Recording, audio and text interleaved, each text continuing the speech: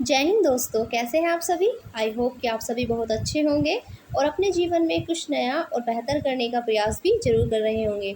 तो आइए स्टार्ट करते हैं अपनी ये आज की क्लास जी के जीएस की, जो कि आने वाले सभी आगामी एग्जाम्स के लिए बहुत इंपॉर्टेंट होने वाली है, क्योंकि जी के जीएस के इस तरह के ही क्वेश्चंस आपसे हर एक वनडे एग्जाम के अंदर पूछे जाते हैं। तो स्टार्ट करते हैं अपनी क्लास क्वेश्चन नंबर 1 के साथ। क्वेश्चन नंबर 1 हमें दिया है, निम्नलिखित में से मेहरुनिसा किसका नाम था। तो देखिए, जब हम बात करते हैं मुगल साम्राज्य की, तो मुगल साम्राज्य में एक शासक थे जिनका नाम था जहांगीर।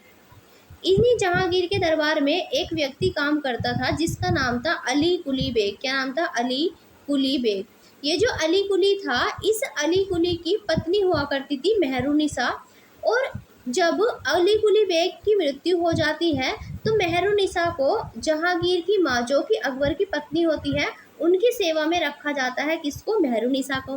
तो जब जहांगीर इनकी माँ के पास देखते हैं मेहरुनिसा को, तो मेहरुनिसा को नवरोज के त्यौहार के टाइम पे ये देखते हैं जहांगीर, तो ये इनकी सुंदरता को देखकर, मेहरुनिसा की सुंदरता को देखकर यहाँ पर जहांगीर मंत्रमुग्ध हो जाते हैं, जिससे कि फिर जहांगीर जो है मेहरुनिसा से शादी कर लेते हैं और इनका नाम रख देते हैं नूरजहां।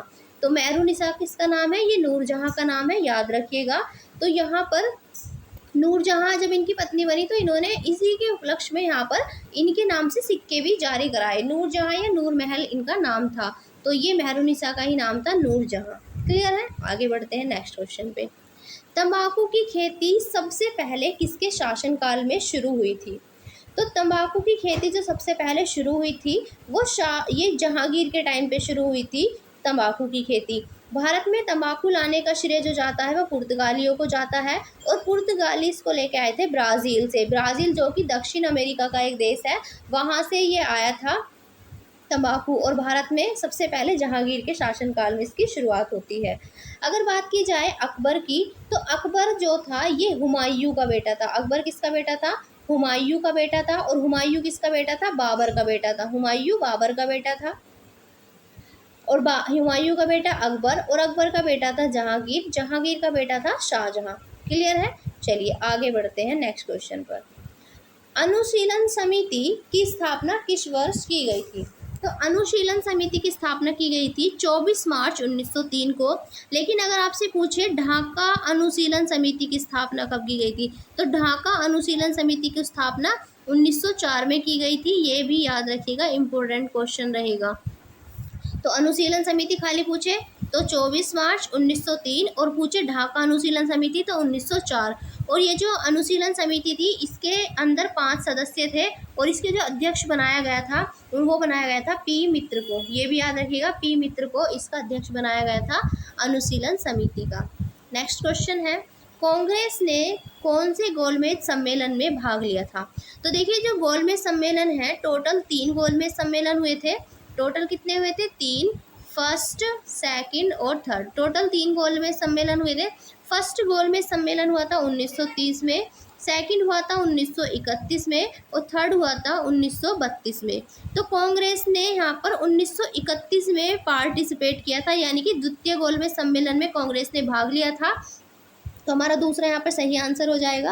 और आपसे पूछा जाता है कि तीनों के तीनों गोलमेज सम्मेलन में भाग लेने वाले कौन है, तो वो थे डॉक्टर बी.आर. अम्बेडकर साहब। तो डॉक्टर बी.आर. अम्बेडकर जी ने तीनों के तीनों गोलमेज सम्मेलन में भाग लिया था। ये भी याद रखिएगा, इंपॉर्टेंट क्वेश्चन रहेगा। और कांग्रेस की तरफ से जो इसमें भाग लेने वाले थे उनका नाम आपसे पूछा जाए अगर, तो कांग्रेस की तरफ से इसमें पार्ट लेने वाले थे महात्मा गांधी। महात्मा गांधी जी ने दूसरे गोलमेज सम्मेलन में भाग लिया था। नेक्स्ट क्वेश्चन है, भारतीय रेलवे बोर्ड की स्थापना किस वर्ष की गई थी? तो भारतीय railway board, Indian railway board की स्थापना 1905 में की गई थी। ये 1905 का ईयर वही ईयर है जब बंगाल में हुआ था बंगाल का विभाजन, यानी कि बंगाल विभाजन कब हुआ था? ये भी 1905 में हुआ था। और करने वाला कौन था? कर्जन। लॉर्ड कर्जन के टाइम पे क्या हुआ था? यहाँ पर बंगाल का विभाजन हुआ था, बंगाल को 2 भागों में बांटा गया था। और इसी के साथ यहाँ पर 16 अक्टूबर से ये जो है प्रभावी हुआ था। 16 अक्टूबर 1905 से प्रभावी हुआ था बंगाल विभाजन, और इस दिन को शोक दिवस के रूप में भी मनाया गया था। किसको? यहाँ पर 16 अक्टूबर को यहाँ पर शोक दिवस के रूप में भी मनाया गया था। रविंद्रनाथ टैगोर जी ने यहाँ पर राखी दिवस के रूप में भी इसको मनाया था, हिंदू मुस्लिम एकता दिखाने के लिए। इसी के साथ 1906 की अगर बात की जाए तो 1906 का ये ईयर है जब भारत में मुस्लिम लीग की स्थापना हुई थी। तो मुस्लिम लीग की स्थापना कब हुई थी? 1906 में। और 1907 में हमारे यहाँ पर हुआ था सूरत अधिवेशन। तो 1907 में कांग्रेस का सूरत अधिवेशन होता है और इसमें जो कांग्रेस है वो दो पार्ट में डिवाइड हो जाती है, नरम दल और गरम दल में यहाँ पर कांग्रेस का विभाजन हो जाता है।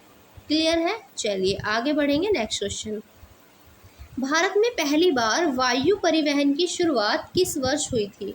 तो वायु परिवहन की शुरुआत भारत में हुई थी 1911 में। और पहली जो परिवहन सेवा है वो इलाहाबाद से नैनी तक के लिए चली थी। कहाँ से कहाँ तक? इलाहाबाद टू नैनी तक चली थी। ये भी याद रखिएगा, इंपॉर्टेंट क्वेश्चन रहेगा, पूछा जाता है।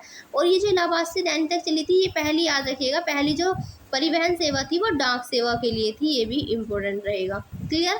1909 के ईयर की अगर बात करें तो ये वही ईयर है जब भारत में मार्ले मिंटो एक्ट आया था। तो मार्ले मिंटो एक्ट कब आया था भारत में? 1909 में आया था। नेक्स्ट क्वेश्चन है, प्रथम पंचवर्षीय योजना किस मॉडल पर आधारित थी? तो देखिए, पंचवर्षीय योजना 5 ईयर प्लान की स्टार्टिंग भारत में 1951 में हुई थी। और पहली पंचवर्षीय योजना जो कि 5 साल के लिए थी, यानी कि 1956 तक चली थी। तो पहली पंचवर्षीय योजना आधारित थी हैराल्ड डोमर मॉडल पे। ये क्वेश्चन आपसे बहुत पूछा जाता है। तो प्रथम पंचवर्षीय योजना हैराल्ड डोमर मॉडल पर आधारित थी और इसमें जो ध्यान दिया गया था वो मेन कृषि पर दिया गया था। ये भी याद रखिएगा। अगर पीसी महालनोबिस की बात करें तो ये दूसरी जो हमारी पंचवर्षीय योजना थी जो कि 1956 से लेके 1961 तक चली थी यहाँ पर। तो ये पीसी महालनोबिस मॉडल पर आधारित थी, दूसरी पंचवर्षीय योजना। नेक्स्ट क्वेश्चन देखते हैं, राज्यसभा का पदेन अध्यक्ष कौन होता है? तो देखिए, यहाँ पर राज्यसभा का जो पदेन अध्यक्ष होता है वो होता है हमारा सभापति। सभापति कौन होता है? राज्यसभा का पदेन अध्यक्ष होता है। और इसी के साथ जो सभापति, आपको ये भी पता होना चाहिए कि जो उपराष्ट्रपति होता है वही हमारा सभापति भी होता है। तो यहाँ पर उपराष्ट्रपति सही जवाब होगा। अगर बात की जाए स्पीकर की तो ये लोकसभा का अध्यक्ष होता है। प्रधानमंत्री तो आपको पता ही है, देश की कार्यपालिका का जो वास्तविक प्रधान होता है, वास्तविक प्रधान जो होता है वो कौन होता है? हमारा प्रधानमंत्री होता है वास्तविक प्रधान। और अगर आपसे पूछा जाए कि देश की जो कार्यपालिका है उसका औपचारिक प्रधान यानी कि नाम मात्र का प्रधान कौन होता है? राष्ट्रपति होता है।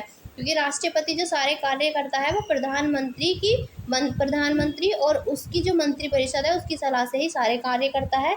इसलिए राष्ट्रपति जो है वो नाम मात्र का प्रधान है, औपचारिक प्रधान। क्वेश्चन था हमारे राज्यसभा का पदेन अध्यक्ष कौन है?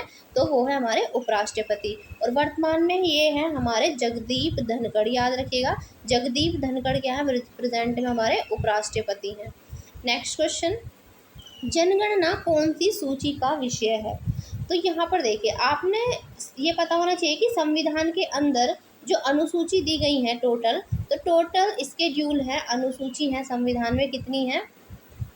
तो टोटल अनुसूची की संख्या है 12। आज के टाइम में अनुसूची की संख्या 12 है, लेकिन जब मूल संविधान था हमारा तब अनुसूची की संख्या हुआ करती थी 8। क्लियर है? तो अब ये जो 12 अनुसूची हैं इनमें से जो 7वीं अनुसूची है, इस 7वीं अनुसूची में 3 लिस्ट दी गई हैं।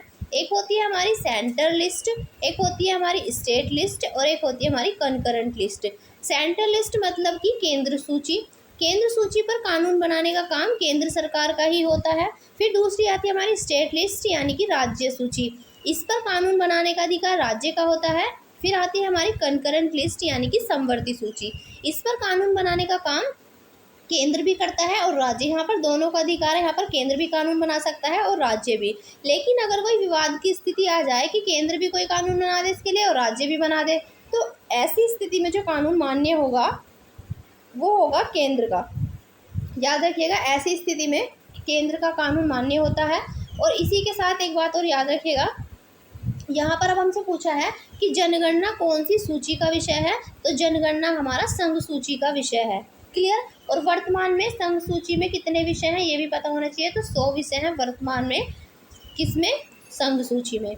इसी के साथ अगर आपसे पूछा जाए कि जनगणना जो है वो कौन से मंत्रालय के द्वारा कराई जाती है, तो जनगणना कराने का काम क्योंकि केंद्र सरकार का है, तो केंद्र सरकार के अंदर जो गृह मंत्रालय है, गृह मंत्रालय का ये काम होता है जनगणना कराने का। इसी के साथ जनगणना संविधान के आर्टिकल 246 के अंतर्गत आती है, ये भी याद रखिएगा।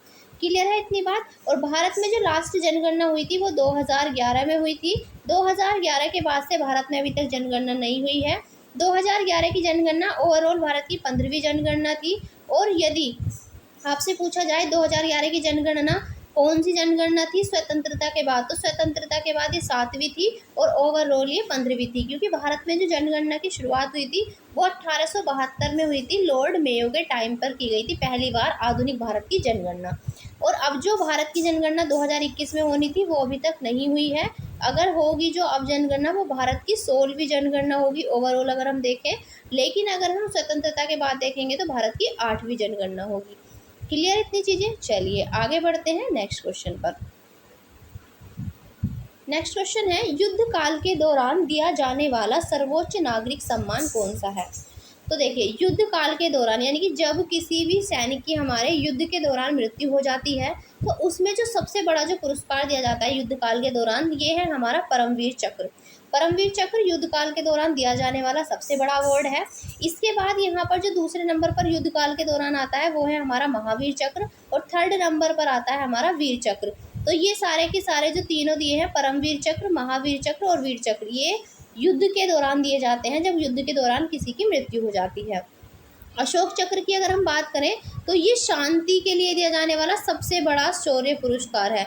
यानी कि जब शांति काल के दौरान किसी हमारे सैनिक की मृत्यु हो जाती है उस दौरान दिया जाने वाला ये सबसे बड़ा अवार्ड है। शांति काल के दौरान का मतलब यहाँ पर यह है कि किसी सैनिक की जब सेवा देते हुए मृत्यु हो जाए तो उसको कहा जाता है शांति पुरस्कार। तो सबसे बड़ा शांति पुरस्कार हमारा होता है अशोक चक्र।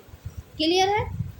दूसरा होता है कीर्ति चक्र, और जो सबसे लास्ट होता है हमारा वो होता है शौर्य चक्र। ये शांति के क्षेत्र में दिए जाते हैं, अशोक चक्र, फिर इसके बाद आता है कीर्ति चक्र और इसके बाद आता है हमारा शौर्य चक्र।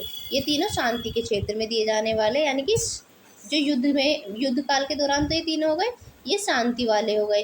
लेकिन ये भी देश की सेवा देते हुए जब कोई हमारा शहीद हो जाता है सैनिक, उसको दिए जाते हैं। चलिए आज की क्लास में इतने क्वेश्चंस रखते हैं। आशा करूँगी क्लास पसंद आई होगी। जैसे भी आपको क्लास लगी हो कमेंट में ज़रूर बताइएगा। फिर मिलेंगे कल एक नई वीडियो के साथ। तब तक के लिए अपना ध्यान रखिएगा। जय हिंद, जय भारत। और इसी के साथ अगर आप चाहते हैं कि आपको इस क्लास की PDF भी मिले तो आप डिस्क्रिप्शन में आपको इसका लिंक मिल जाएगा। आप टेलीग्राम लिंक भी ज्वाइन करके वहाँ से टेलीग्राम को ज्वाइन कर